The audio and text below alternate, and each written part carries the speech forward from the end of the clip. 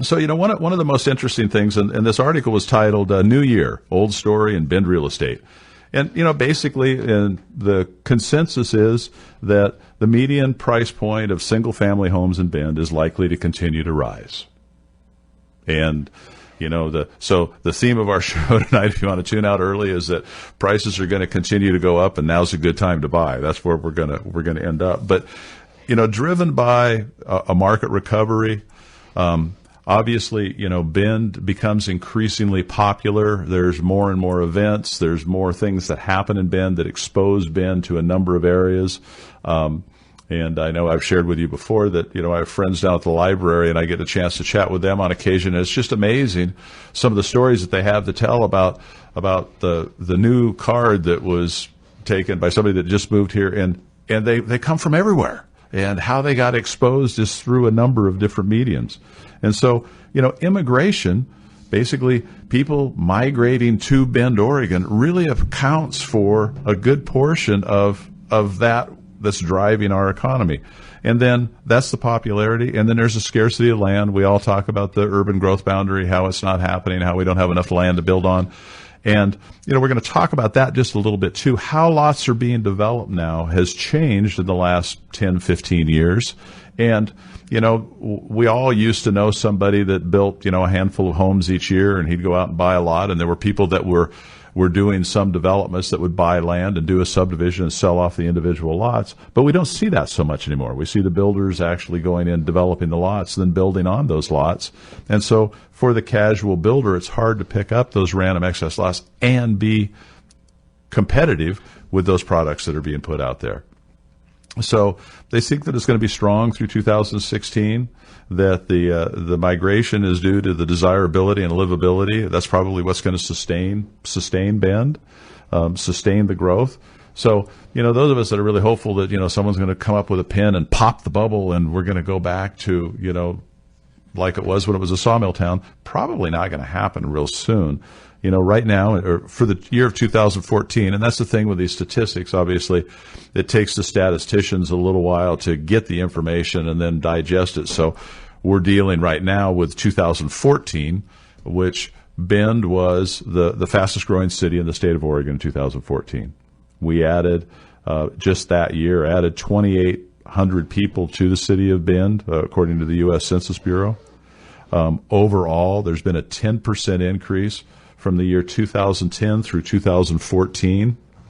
And I thought this was a real interesting statistic, was that of those people, it looks like it was about 9,300, 6,000 of them came to Deschutes County from outside of the state of Oregon. And 3,300 of those moved to Bend from other places within the state of Oregon. And so, when we look forward, we look at the pressures that are coming onto our market. It's not only our market in Bend, in the Oregon economy, and how it relates to other places in Oregon, but there's a great amount of influence happening from outside of the area. And what they're doing, and we'll discuss this after the break, what they're doing is they're bringing their mentality from wherever that community may be that they chose to leave and to move into this economy. And they're bringing some of those values and some of those senses to our area. So we're not only competing with surrounding towns and communities throughout the state of Oregon, but we're also competing with other areas. And I think that that's one of the things that, myself included, maybe lose sight of, that, gosh, it can't continue to do this. And it happens particularly when we talk about affordable housing issues and that sort of thing, that, it's just really not fair that people are being displaced by the price point. And, we'll talk about a little bit more of that when we get back after the break. And again, one of the things that I'm going to try to get out this year, and I would invite you to contact me a number of different ways. And I might even, if somebody gives me a good name for my report, this month it's just going to be the Talk Real Estate Market Trends. But that's where I'm going to include my 3 trend reports from 3 different avenues. I'm just going to send them out in an email form. They'll be there in PDF files for you to be able to look at, use, and nobody's going to sell your contact information to somebody else for contacts, and I'm certainly not going to use it as a solicitation tool to drive my own business. I just want to get some information out there so that you can hopefully see this information in an unbiased manner that you could use to your best advantage. So when I guess I can go ahead and go on to this one here, which I thought was really, really quite interesting. And that was, for those of us that have lived in Bend for some time, to view Bend as a real value seems a little counterproductive. It seems like, there's something not quite right with that. But when we start to compare our median price point, which is the equilibrium point between an equal number of homes sold above and sold below that price point, then you get an idea of how somebody can come to Bend and actually say, boy, things are cheap here. This is a real value. So when we come back after the break, we'll compare the Bend average price point, the median price point, to some of the other areas, primarily in California.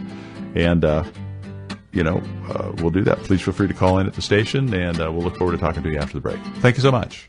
Hello, Central Oregon. Welcome back. Here we are, Talk Real Estate with Fred Johnson. I'm your host, and I am having a blast today. Hope you're doing the same. Before we left, we were talking a little bit about an article that was written. It's kind of an all-comprehensive article that was written this last Sunday in the Bend Bulletin. And, we were discussing sort of an overview of the Bend market. And, what we've discussed already is that, people migrating to the area is accounting for a really good percentage of the impact on our area, and that we're one of the fastest growing areas in the state. And, twice as many of those people, 2/3 of them are moving into Bend from outside of the state of Oregon, which is kind of interesting. And so, if we're gonna take that, we're gonna move a little bit further forward with that. It's interesting to know maybe what the median price point is in the communities where they move from. So that, the expression that I use all too often, it's kind of hard for us in Bend looking out to really see how it looks to somebody from the outside coming in. And, we hear it, I hear it fairly frequently, that, boy, things are a bargain around here. And at the same token, I can run into somebody that I've known for years and go, wow, this is really amazing. Prices are going up again. Is the bubble going to bust? Well, when those people are coming to the area, there were three median price points that were given in this article, and one of them was San Diego County. In San Diego County, the median price point is $473,000. That doesn't sound so bad. Then you go to Orange County, and it's $660,000. And then you go to the San Francisco Bay Area, and it's $896,000. Well, here in Bend, we had a little bit of a sag, if you will. Prices kind of softened a little bit. Our median price point softened just a little bit near the end of the year in the month of November, and it was down to $322,000. It was a little higher than as September at $348,000. But as you can see, if our average median market price point is in the mid 300s, and it's $600,000 and $900,000 somewhere else, that's the reason why those folks are starting to come into the area. And one of the things that was really, really interesting in that article as well, I don't have it right here in front of me, but there was a fair amount of increase at the upper end of the market. Yeah, I do have it. I'll get right to that in a minute. But, so what we're seeing, okay, these folks are coming in from outside of the area. They think that things here are a pretty good buy. Linnea Miller down at Bend Premier Real Estate was interviewed in the article and also said that she thinks that about 30% of the transactions that go through her office are cash transactions. Well, now cash transactions, that sounds great that people are showing up with a sack full of money, but what does that really mean? Well, what it means is that one, for someone that needs financing and someone that has a cash transaction, if a buyer or a seller is looking at both of those, one cash and one being contingent upon financing, cash wins. Cash is king kind of in that deal. And cash isn't really held accountable, even though there's been a number of lending changes that make it more difficult to get your financing. You can't just state your income. You can't, basically get more loan than you can afford to service. But the appraisal process looks at values backwards. So, they look at things that have sold behind us, comparable properties that have sold in the last 60 or 90 days, which means that maybe they entered into contract in those, 4 or 5 months ago.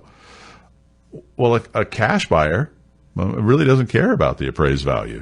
If the appraised value comes in a little short and they like the property, they can go ahead and buy that. So what it does is it creates a situation where it drives the market a little bit more, and it's pushing the prices above the appraised values, and you could see that there could be a fair amount of tension there where, someone makes an offer on a property, and they lose out to an overprice cash offer.